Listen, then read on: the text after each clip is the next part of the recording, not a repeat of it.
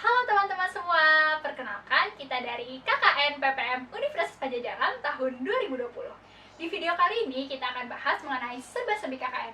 Mulai dari ngapain aja sih kita selama KKN, aktivitas yang kita lakukan, sampai topik apa saja yang kita bahas selama KKN. Penasaran? Tonton terus video ini ya! Halo, aku Audi dari Fakultas Keperawatan. Aku Tia Margareta dari Fakultas Ilmu Sosial dan Ilmu Politik. Hai, aku Salma dari Fakultas Keperawatan. Dan saya, Anissa Nuriski dari Fakultas Kedokteran. Nah, di video kali ini kita akan bahas mengenai potensi dari Sungai Cikau. Kira-kira pada udah tahu belum sih Sungai Cikau itu di mana? Atau baru pertama kali dengar? Jadi aku tahu ya, Sungai Cikau adalah salah satu sungai yang terletak di Purwakarta. Sungai ini biasanya dimanfaatkan masyarakat sekitar untuk kebutuhan sehari-hari, seperti kebutuhan air minum, mencuci, mandi, hingga untuk irigasi pertanian, lalu juga perikanan, dan terakhir untuk industri. Nah, dilihat dari potensinya, maka sungai ini sangat berpotensi untuk dilakukan budidaya ikan. Salah satunya adalah kegiatan budidaya ikan dengan metode karamba jaring tancap. Budidaya ikan ini merupakan salah satu bentuk pemanfaatan yang bisa dilakukan di aliran Sungai Cikau. Metode keramba jaring apung atau KJA dan keramba jaring tancap atau KJT merupakan salah satu bentuk optimalisasi pemanfaatan sumber daya perikanan. Nah, alasan kita menggunakan Sungai Cikau sebagai sarana budidaya, salah satunya yaitu berdasarkan beberapa literatur mengatakan bahwa Waduk Jatiluhur sebagai media budidaya menggunakan KJA saat ini sudah melebihi kapasitas, sehingga diperlukan adanya solusi. Nah, salah satu solusi yang kita tawarkan yaitu dengan melakukan budidaya ikan di aliran Sungai Cikau. Lalu, kenapa sungai ini dipilih? Karena karakteristiknya juga cocok nih untuk jadikan tempat budidaya ikan. Dari mulai aliran sungai yang tenang di bagian tengah dan hilir, pH airnya netral, dan kedalamannya 1,5 sampai 4 meter. Untuk ikannya sendiri, kita pilih ikan lele untuk dibudidaya di sini dengan metode keramba jaring tancap atau KJT. Pakannya juga nggak ribet kok, bisa pakai pakan alami atau buatan seperti pelet. Nah, kesimpulan dari itu semua, maka kami mengusulkan suatu ide untuk melakukan budidaya ikan air tawar di Sungai Cikau, solusi optimalisasi potensi Sungai Cikau, serta mengurangi berlebihnya keramba jaring apung di Waduk Jatiluhur. Kita menggunakan KJT. Kenapa sih kita menggunakan KJT? Karena KJT ini memiliki beberapa kelebihan kalau dibandingkan dengan KJA. Di antaranya, desainnya yang lebih mudah dan murah, serta memiliki produktivitas ikan yang tinggi. Selain itu, pengoperasiannya juga lebih mudah.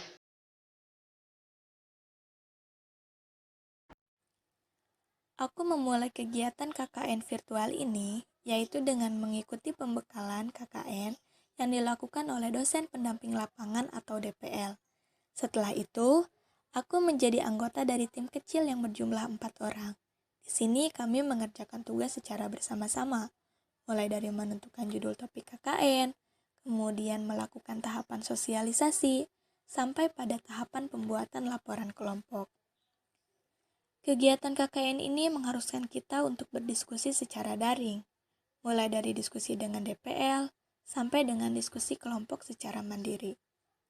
Dalam prosesnya, aku mengerjakan beberapa tugas, di antaranya yaitu mencari literatur mengenai bagaimana kondisi Cikau, seperti bagaimana kualitas sungainya, kemudian bagaimana permasalahan sungainya, permasalahan masyarakat di sana, dan sebagainya. Selanjutnya, aku juga mendapat tugas untuk menyusun laporan kelompok, di mana aku bertugas untuk menyusun bagian bab 3 dan juga bab 4. Aku juga membuat PowerPoint yang digunakan sebagai media sosialisasi, di mana nantinya PowerPoint ini akan diunggah ke YouTube dan juga diberikan kepada pemerintah Kecamatan Jatiluhur. Pada tahap terakhir, aku membuat laporan individu, di mana Laporan individu ini berisi tentang penjabaran kegiatan-kegiatanku selama KKN ini. Kegiatanku selama KKN virtual ya tidak jauh berbeda dengan kegiatan perkuliahan online pada umumnya, di mana KKN kami melakukan pertemuan rutin selama 2 kali seminggu, yaitu setiap Selasa dan Jumat pada pukul 3:30 sore. Di sini kami dibagi menjadi beberapa kelompok kecil. Nah, kelompok kecil ini akan menyampaikan progresnya masing-masing setiap minggunya. Nah, peranku di kelompok ini adalah sebagai wakil ketua, dengan ketuanya adalah Fadil. Sementara di kelompok kecil, aku berperan sebagai ketua. Menjadi seorang ketua kelompok kecil membuatku belajar bagaimana mengatur arah jalannya proyek KKN kelompokku dan juga berusaha membangun kerjasama yang baik dalam kelompok kecil. Membagi tugas, membuka dan menutup jalannya diskusi, hingga mewakili kelompok dalam presentasi setiap minggunya telah kujalani.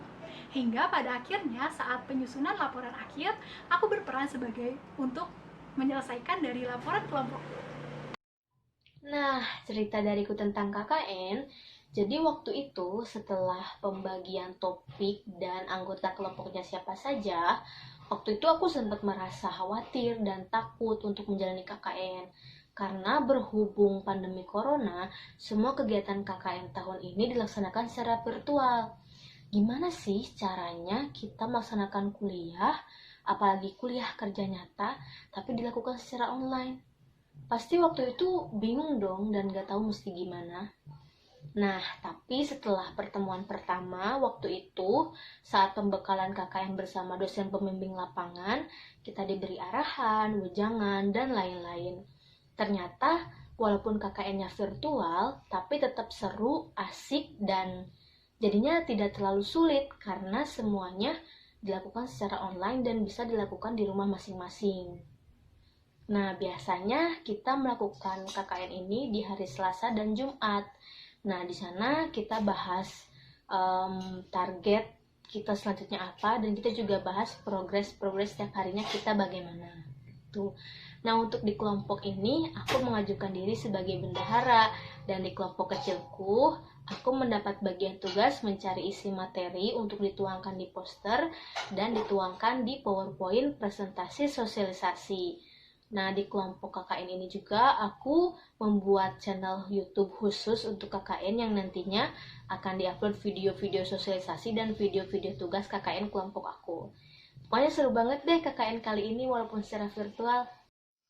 Kalau pengalaman aku selama mengikuti kegiatan KKN virtual ini itu, awalnya aku bingung banget KKN ini tuh kayak gimana, apalagi tahun ini itu dilaksanakan secara virtual. Beda sama tahun sebelumnya yang turun langsung ke lapangan. Tapi seiring berjalannya waktu, dikasih banyak masukan sama pendamping, sama teman-teman, dan mulai dibagi ke kelompok kecil, aku mulai ngerti KKN itu kayak gimana. Terus di kelompok besar KKN, aku jadi tim editing sama satu teman lainnya di KKN.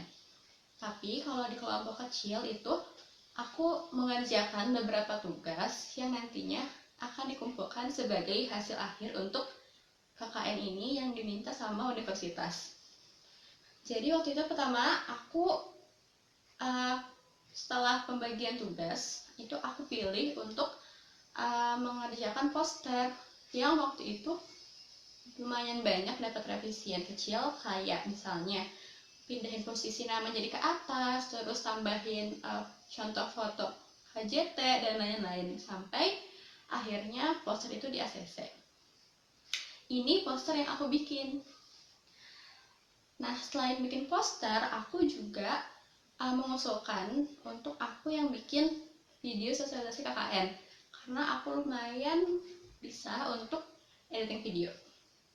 Nah, video sosialisasi KKN kami bisa kalian cek di kanal YouTube ini juga dengan judul ini. Nah, kalau kalian udah lihat videonya, jangan lupa di like dan di share teman-teman kalian ya.